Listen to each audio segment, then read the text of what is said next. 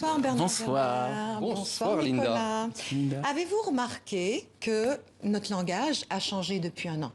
Vous parlez des mots de la pandémie. Avez-vous observé comme le vocabulaire de la pandémie a investi notre manière de parler? On s'est confiné, déconfiné, reconfiné.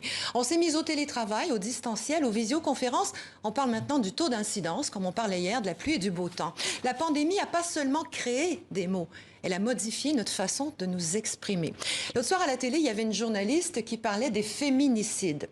Elle expliquait que rétroactivement, on arrive souvent à tracer les événements qui ont conduit au meurtre. Il n'y a rien d'incorrect dans cette phrase. Tracer, c'est suivre le parcours de quelque chose. Mais son emploi en dehors du contexte de la COVID, moi, ça m'a étonnée. Parce que depuis un an, quand on parle de traçage, on parle surtout de pistage. Vous êtes d'accord avec moi, Nicolas? Absolument.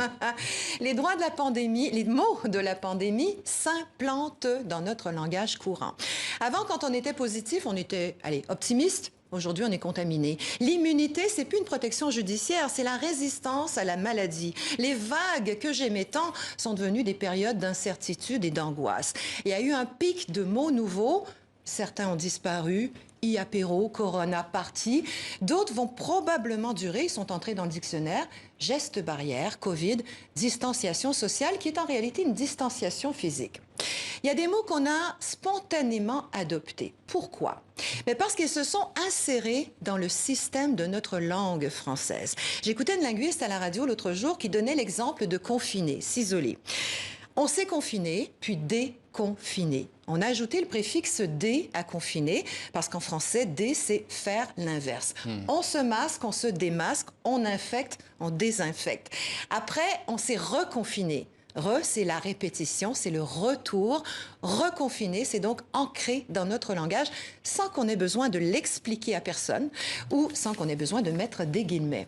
Il y a des mots comme variant, écouvillon ou le merveilleux cluster qui sont passés du monde médical au grand public. On est devenus des petits savants.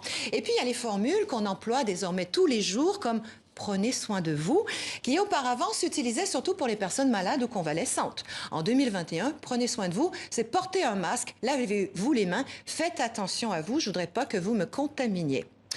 Vous avez remarqué comme notre langage a évolué depuis un an? La crise est encore là. Les restrictions sanitaires sont notre ordinaire. On s'habitue aux mots. Parmi les plus récents, Pascal l'a cité quelques fois, le pass sanitaire. Emmanuel Macron en a parlé aujourd'hui encore, avant même que ça existe. Comme quoi les mots peuvent aussi précéder la réalité.